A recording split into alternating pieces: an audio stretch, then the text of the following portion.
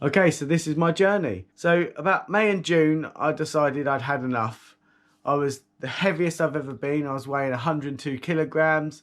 I just hated the look of myself. I was in a bad place, wasn't feeling good about myself, still grieving a little bit. I got to a point where I just needed to pull my finger out, basically. So the decision was made that I was going to run 100 miles, basically. That's what I had in my head. Right, I'm going to do a 100-mile race. But I knew that I couldn't just go and do a 100-miler. I've tried doing events before with no training. And I absolutely, I've got the mindset. I just didn't have the fitness. But that mindset will only get you so far. You can complete races, but, you'll probably finish with injuries and stuff like that, which I did. So the plan of action was I was going to pick an event and a race, do no training for it, do that race. Then I was going to train for my 100-milers. Then I was going to train for the 100-miler and then complete the race again the following year of the one that I'd done. Me being me, ended up picking the trilogy race from Rat Race. So we had Man versus Coast, Man versus Lakes, and Man versus Mountain being the last one. The first two were in the first month in July, and then the second one was right at the start of September. As you can see now by the pictures, I wasn't in great shape, was I? The belly's bulging. I just looked unfit, round face, the full works. But I completed them. I finished. I got my medal. I got my trilogy medal, and I'm very proud of it because it was tough. I think even when you're fit, that's going to be a tough race, which we'll see in a year's time, because I will be doing them again, like I said, in a year's time when they come back round.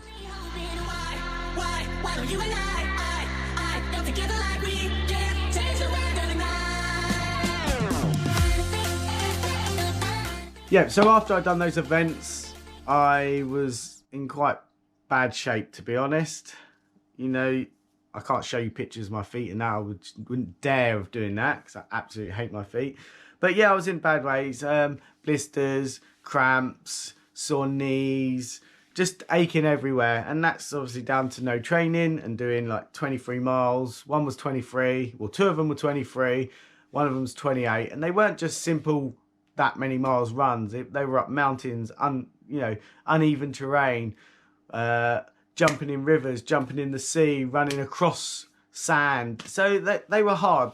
They took a right old toll on your legs. So I needed to drop some weight. That was the key to this 100-miler and making running slightly easier. The less you weigh, the easier it is. Not easier it is, but easier it can be. So I entered this 12-week body transformation course with my local bootcamp gym. Well, they don't like to be called a gym. They don't class themselves as a gym. They're called Fitness Flex, and they're in Basingstoke, and they've been absolutely amazing. I really enjoyed it. I've worked with Steve before. So as you can see, I was doing weights in the morning. It was at 6 a.m. So you had done a 6 a.m. on Monday morning, a 6 a.m. on Wednesday morning, and 6 a.m. on Friday morning. Monday was weigh-in day, so they weighed you every week without fail, and then took your measurement of your waist. So they can keep track on your progress and make sure that you are maintaining and keeping in with their plan, which they also make you log all your food and post it in the group.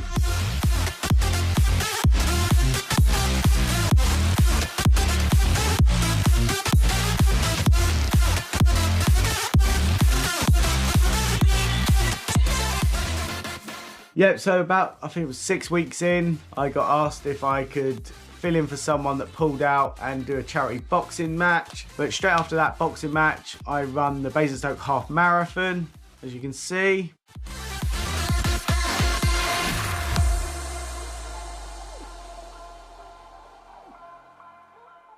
And as you can see, I started adding in some runs as well, going out with 4 or 5 milers in the evenings, just taking the dog out. I didn't do it every evening or every week.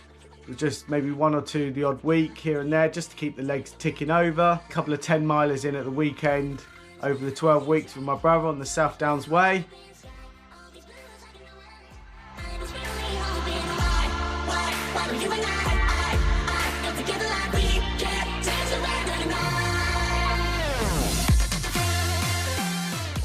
training I'm finding hard, it's the get up and the motivating myself and that side of things. And something happened in the gym this morning that I just like to say, it was no one's fault, it was just something was said and it really gripped me, and I was just stressed, and at the moment all the stress is getting on top of me, and something was said and I was ready just to walk out of the gym. I just had enough. I wasn't feeling it this morning anyway, and then something was said and I took it the wrong way. So yeah, after the charity boxing match and the marathon was kind of where it started going a little bit downhill for me. My food diary was slacking. I wasn't posting in my food diary. I was starting to eat carbs again. I started getting on the coke again, but I don't need to really go into that. If you really want to know how bad it got for me and why I nearly quit, then I done a video on it, and I'll put the link above and you can obviously watch that one if you want. So I got there in the end. It was a good experience. I didn't get to the weight that I wanted to get to by a few kilograms, but I think I did set my goal slightly too high. It did help me push myself, especially the last few weeks after I'd had a bad few weeks. But again, I was ill. But I kind of think that maybe I pushed myself too hard and that's what got me ill. So 16 kilograms down and 6 inches off the waist. So to tell the truth, that's not bad at all, is it?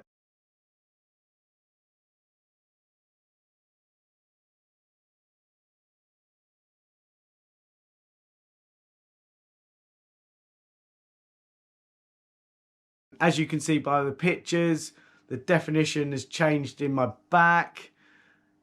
Side on is definitely, you can definitely see an improvement there. And front on is obviously my favourite picture. As you can see, I'm definitely getting definition around the shoulders. There's no six pack there. Sometimes you see all these body transformations and they go from belly to six pack, and that's not reality. It's not as easy as that. I don't think I could do that, not straight away. I do plan to try and do that, but at the moment, losing the weight and just looking in better shape and looking healthy and feeling healthier was the key. So yeah, like I said, all these other ones that show you from belly to six pack, I'm not saying they're lies. What I'm just saying is it's just not reality. There's a very small percentage of people that can just do that and get six packs like that. There's a lot of dedication and it can be done. Of course it can be done. I'm just saying that I think majority of us are in my position and will end up in my position if they've done 12-week training. So hopefully this is a good video for you, and you ask the questions, put them in the comments below. Ask me what I ate, what I didn't eat, how much training I've done, because again, I've run over it but I haven't gone over it properly. So ask me questions. I'm more than happy to tell you anything you need to know and any experience I had, because it wasn't easy, it was hard. And would I do it again? Of course I'll do it again, because I will be doing it again. If you really want to see the amount of training I put in, then watch my videos. I did do a video log every day, every week. So, if you want, watch the video. If not, ask me questions below. I'm more than happy to help. If you feel like it's now time for change for you, then get out and just do it. Just, and when times get hard, don't give up, because times got hard for me and I didn't give up, and I'm there now, and I'm absolutely buzzing that I'm there now. I'm at a really comfortable weight that I feel that now I can go out and start hitting my running for my 100 milers and start that training. I've got loads of events coming up. I might be doing one mid-December. That's 50-50 at the moment, so I won't mention that one. But start of January, I'm doing the Penny Fan, so that will be quite good. That's going to be one that I'm going to be documenting, so keep your eye out for that one. So other than that, I appreciate everyone that's subscribed. And if you haven't, please hit the red button below. That's it for this video. I've waffled on a bit too much. I really hope you enjoyed it. I've enjoyed these 12 weeks. Now they're over. Obviously, there was plenty of weeks in that I didn't enjoy. So hopefully, we'll see you soon. Bonjour.